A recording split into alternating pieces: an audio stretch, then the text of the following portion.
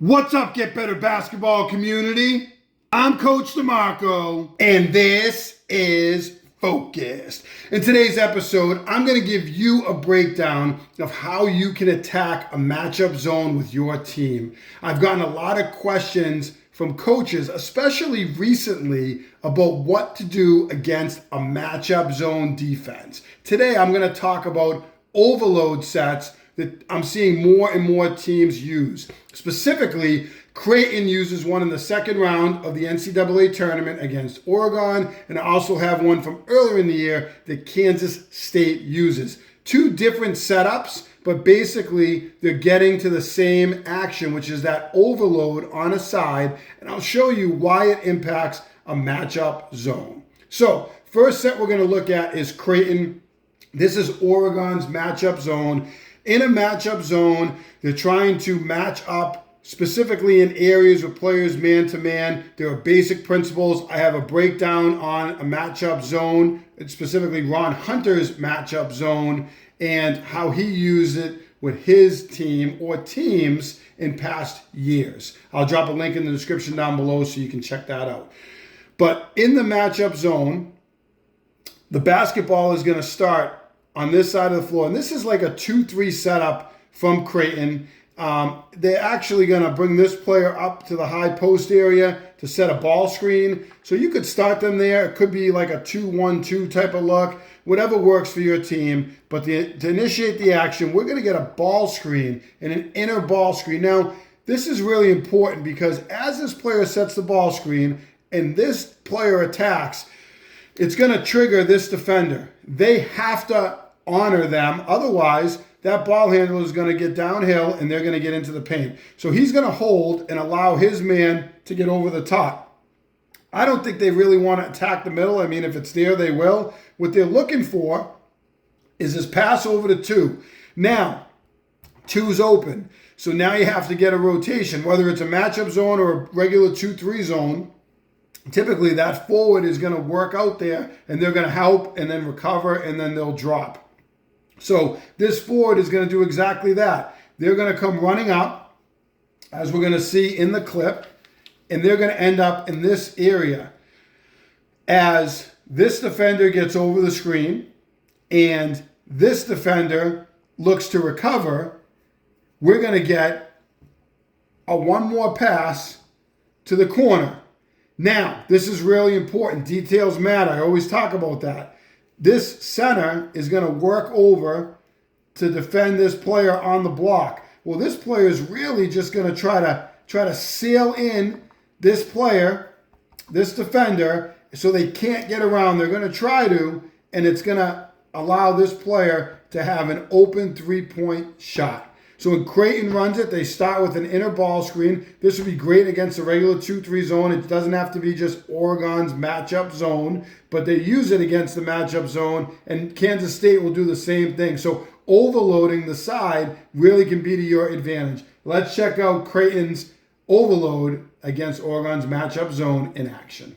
So here is Creighton in the NCAA tournament against Oregon's matchup zone. And you can see they're going to point and they're going to try to talk to each other. And they're going to try to do a lot of switching within this zone, unless they get matched up man-to-man on a ball handler. And for the most part, they don't switch, although they will sometimes at the top. Depends on the type of matchup zone and what the coach's base principles are.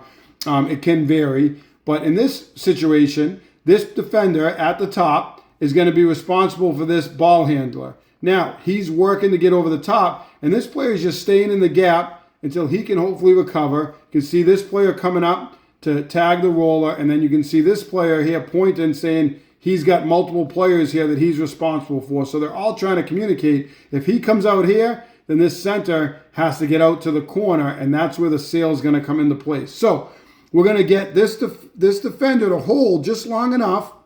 We're going to get the pass over to the wing. And now you can see he can't get there in time. The forward tries to jump out. We get a nice sail inside by the center. He gets enough of this defender here. And we're going to get the pass to the corner. And we're going to get an open three-pointer against Oregon's matchup zone. As I play this back one more time at full speed, recognize the overload to this side of the floor to take advantage of the zone. So now let's jump into Kansas State's set that they used against West Virginia earlier in the year. And again, these are great against matchup zone, or this will be also great against a base 2-3 zone. We called this push because this player is going to dribble at this offensive player, and they're going to push them through. So this player is going to come all the way through the paint, and they're going to end up replacing the 3. Our 3 is going to work up a little bit. Now we know as that happens, you're going to get a little bit of a shift in the zone. So I'm going to take our 2 player and I'm going to bring them over to this side of the floor. I'm going to put our 1 over here. And we know that as that happens, the zone is naturally going to shift over to this side of the floor. Okay, and then they're going to get matched up again. But what 1 is going to do is they're going to skip it across and they're going to hit this 3 player. So 3 is going to end up with the basketball. 2 is working up to replace, and we'll get to that in a second. And after 1 passes, they're now going to come through to the corner. So 1 is going to work their way through. Now again, we know the zone is going to shift themselves. We're going to get a defender here. We're going to get a defender here, depending on how they do it. Well, 3 is going to start to dribble at, and they're going to come this way. This player is going to shift over a little bit, and we're going to try to get what we set up is a little bit of a ball screen here. So it looks like we're trying to set a screen, and these 2 defenders are really going to pinch in tight as that's happening. Now, I'm just going to adjust 3 a little bit to this area. The defense would obviously shift. Now, our 1 player is going through the paint. We're going to have our 2 here. We're going to have our 1 in the corner. Well, what happens? Well, when this defender here has to honor this offensive player, we get a pass to 2, it's going to drag out this forward. So that forward's going to have to come out, and they can't stay home and help out on anything inside. So we're going to end up with this player out here as well. And now you can see what's happening. This player in the corner, and there's the pass. Again, there's the overload. All right, we're on this side of the floor. We have our offense based on this side of the floor. We have a nice overload. We have them outnumbered on this side of the floor. This defender is going to try to get out there, but we're going to get a sail again from the 5. All right. Now, obviously, if this defender did get out somehow, you could get a nice dump inside, and you could relocate the 3 across the court. It could be a dump and a score, or a skip opposite and a 3-pointer, and you have guys in great rebounding position. But they're not going to do that. We're, again, going to get an open 3-pointer on this action. So this was a 1-3-1 setup with movement. The last one was a 2-1-2 or a 2-3 setup. Different setups, same basic premise. We're trying to overload the side against the zone. Works against the 2-3 zones, worked for years. A lot of teams run overload sets, but also great against the matchup zone, and we're seeing it more and more as teams use matchup zones. Let's check out Kansas State's overload.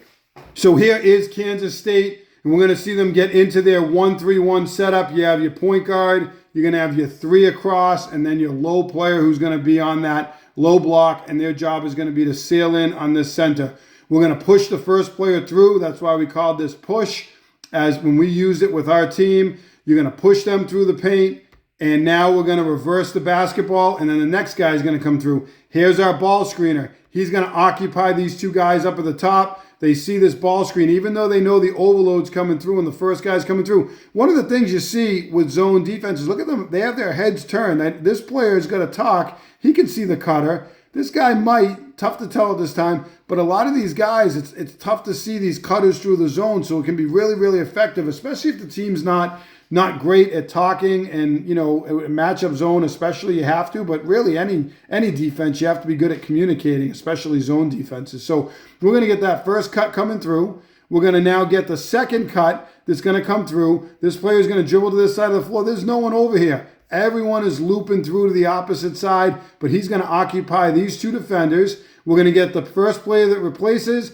There's the forward. They have to do a better job getting in this passing lane. Merrimack uses a 2-3 zone, and they have specific principles that are different from a typical 2-3, but they do a really good job denying this pass from here into the corner.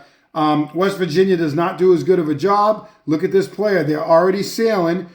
We're going to get the pass into the corner.